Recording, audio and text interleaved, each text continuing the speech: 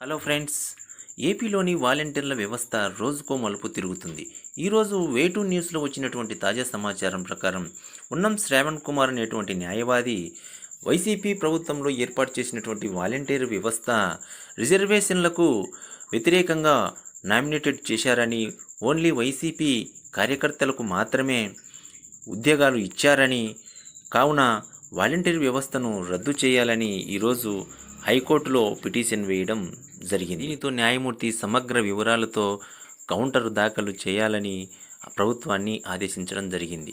ఏది ఏమైనప్పటికీ వాలంటీర్స్ మాత్రం ఏపీలో అగమ్య గోచరంగా టెన్షన్తో బిక్కున ఏమవుతుందా, వ్యవస్థ ఉంటుందా, తొలగిస్తారా, కొత్త నోటిఫికేషన్ వేస్తారా, కొత్త నోటిఫికేషన్ వదిలితే ఆల్రెడీ వ్యవస్థలో కంటిన్యూ అవుతున్న వాళ్ళ పరిస్థితి ఏమిటి అనేటువంటి లక్ష్య సందేహాలతో కనీసం అన్నం నీళ్లు తాగాలన్నా కూడా మనసు రావాలనేటువంటి పరిస్థితి వాలంటీర్స్ ఫేస్ చేస్తుండడం జరుగుతున్నది.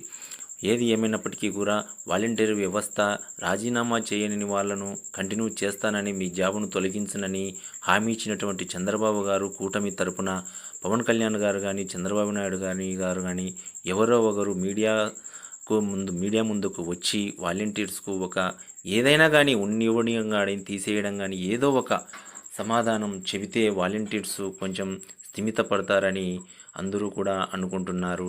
ఈ వాలంటీర్ వ్యవస్థ అనేది ఏపీలో ఒక పెద్ద క్వశ్చన్ మార్కుగా మారింది. ఈ వాలంటీర్కి వ్యవస్థ ఉన్నటువంటి డిమాండ్ మరి ఒక జాబుకు కూడా లేదన్నట్లు అనిపిస్తుంది.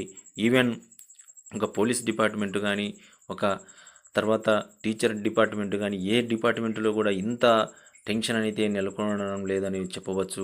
వాలంటీర్స్కి ఉన్నటువంటి క్రేజు అలా అనిపిస్తుంది. ఉన్న జాబ్స్ పోగొట్టుకుంటే ఆల్రెడీ వయసు మీద పడిపోయి ఏ జాబ్కు పనికిరానిపోతామేమో అనేటువంటి క్వశ్చన్ మార్కు కొందరిలో కనిపిస్తుంది. వెంటనే దీని మీద సీఎం చంద్రబాబు గారు కానీ, డిప్యూటీ సీఎం పవన్ కళ్యాణ్ గారు కానీ మీడియా సాక్షిగా ప్రెస్ నోటు ఒక వాలంటీర్ వ్యవస్థ గురించి వాళ్ళ డెసిషన్ చెప్తే అందరూ కూడా సంతోషిస్తారని వాలంటీర్ని అందరి తరపున మనస్ఫూర్తిగా కోరుకుంటున్నాను.